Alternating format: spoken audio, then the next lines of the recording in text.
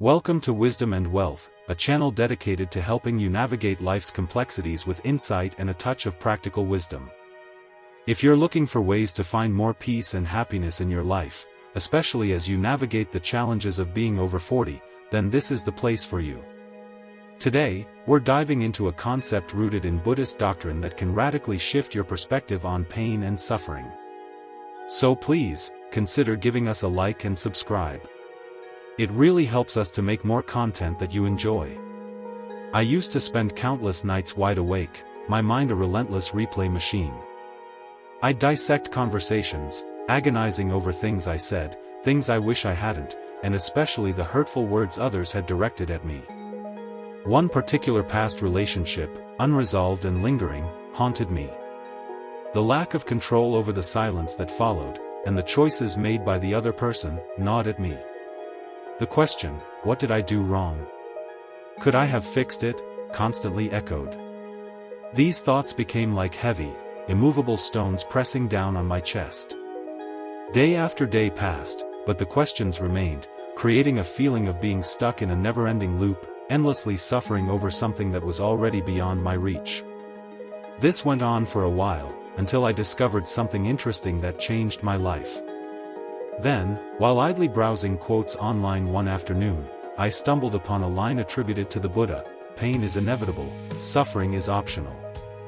That simple sentence struck me with the force of a quiet thunderstorm. I paused, reread it, and felt something subtle yet significant shift within me. Was it truly possible that I was actively choosing to suffer, repeatedly, by clinging to something I couldn't change? I began to notice how often my mind wandered off to dwell on things outside of my control, what others thought of me, whether I'd be successful in 5 years, even something as trivial as the weather. My mind seemed to have built a permanent home in the realm of uncertainty. But, what if peace wasn't about solving every problem, but about simply learning to let go? If you're resonating with this, why not give this video a thumbs up?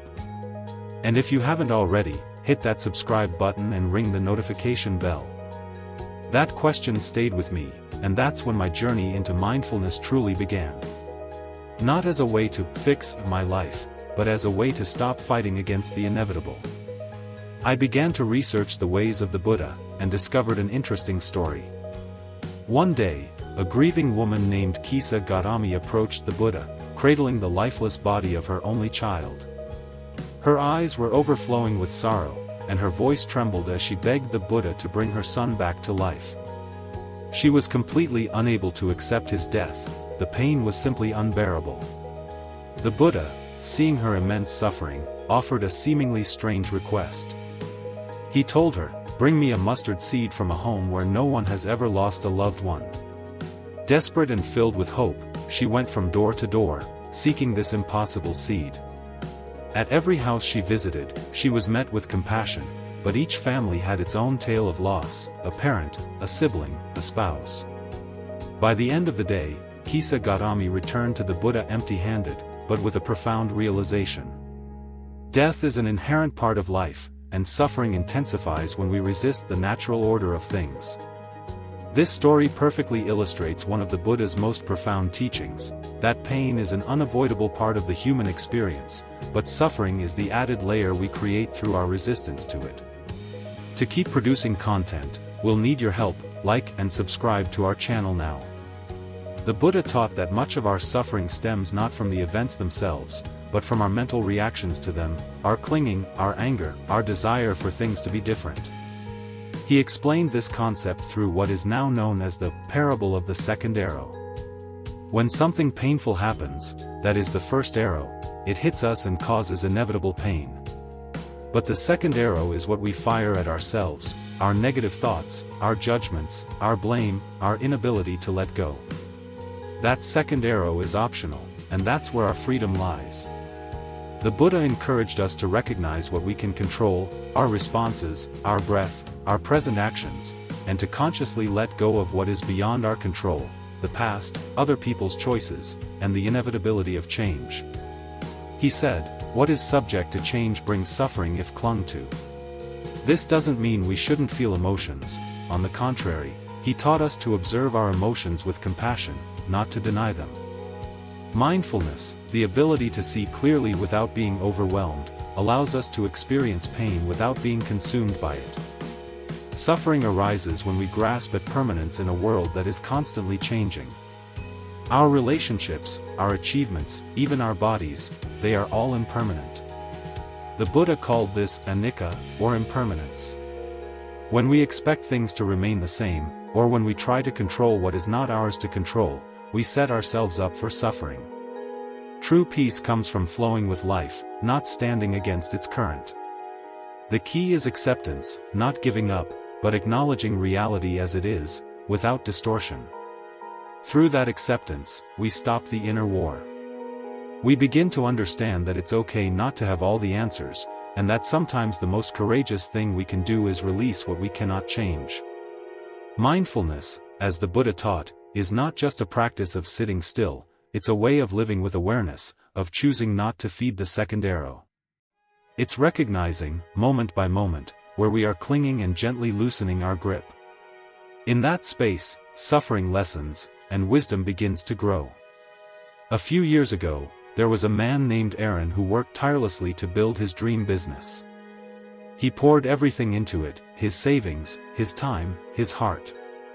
For years, things went well, but during a sudden economic downturn, his business collapsed. Clients stopped coming, debts piled up, and eventually, he had to shut everything down. Aaron was devastated. He didn't just lose a business, he lost his sense of identity, his confidence, and the future he had envisioned for himself. He kept replaying the same thoughts in his mind. Why me? I worked so hard. What did I do wrong? The pain was real, but what made it worse was his inability to accept that the loss had happened. For months, Aaron isolated himself, drowning in regret and anger.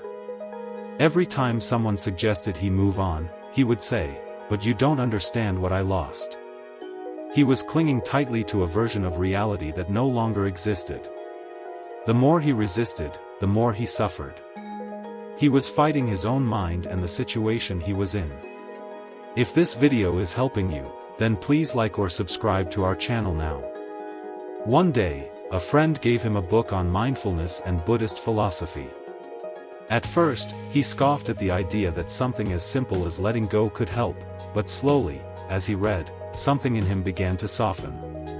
He came across the teaching of the second arrow and realized that he had been wounding himself daily, not with the failure itself, but with his refusal to accept it. He wasn't grieving the loss, he was fighting it. That realization became a turning point. He began to practice mindfulness, starting small, just watching his breath, observing his thoughts instead of reacting to them. Over time, he stopped asking, "Why me?" and started asking, "What now?" Aaron's story isn't uncommon. So many of us suffer not just from life's hardships, but from our mental resistance to them. We try to control what cannot be controlled, we relive the past hoping it will somehow change, we rehearse future tragedies that may never happen, we carry the weight of imagined outcomes, and in doing so, we miss the only place where peace is truly possible, the present moment. Think about how often we say things like, "I'll be happy when," or "I can't move on unless." These statements are traps, they tie our peace to external conditions, things we often have no power over. A breakup, a job loss, a health diagnosis, these things hurt, but what keeps the hurt alive is our refusal to accept what has already occurred. The Buddha never promised a life without pain, what he offered was a path to lessen unnecessary suffering, and that path begins with acceptance, not resignation, but the wisdom to see things as they are, real life. Peace doesn't come from avoiding difficulty, but from no longer fighting it. In the modern world, mindfulness is often marketed as a stress relief tool, but at its core, it is much deeper. It's about seeing reality clearly, without the filters of fear, regret, or control. It teaches us to sit with our emotions without letting them define us. It reminds us that everything changes, emotions rise and fall, people come and go, successes fade, and new opportunities emerge. Just like Aaron, we can all learn to shift from resistance to awareness, from "Why is this happening to me?" to "What can I learn from this?" from "I need this to change" to "Can I meet this moment as it is?" That shift doesn't happen overnight. It's a slow, steady return to what's real, what's now, and what's within our control. And when we do that, even just for a few moments a day, we begin to taste the freedom that the Buddha spoke of, not the freedom from pain, but the freedom from the chains we put on ourselves. If you are feeling the same way, please subscribe to the Wisdom and Wealth channel for more inspirational content. Life, in all its unpredictability, is both fragile and beautiful. At any moment, things can shift, relationships change, careers take unexpected turns, people leave, opportunities vanish. And yet, amid this impermanence, we search desperately for something solid, something we can hold on to.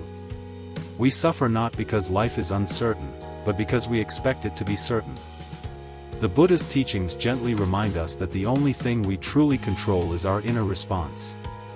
In a world where chaos often dominates the headlines and personal hardships weigh heavily on the heart, it can feel impossible to find peace. But peace is not found in perfect circumstances. Peace is found when we stop arguing with reality, when we stop saying, "This shouldn't have happened," and instead whisper, "This did happen, now how can I move forward with wisdom and compassion?" You don't have to be a monk or live in silence to embody this wisdom. You simply need to pause, to breathe, to notice when your mind starts spinning with worry or regret, and ask yourself, is this something I can control right now? If the answer is no, then let it go, not with force, but with love, gently, patiently, over and over. Every moment you choose presence over panic, you reclaim your power. Every time you choose awareness over resistance, you take one step closer to inner freedom. And the beautiful thing is, you don't have to be perfect at it.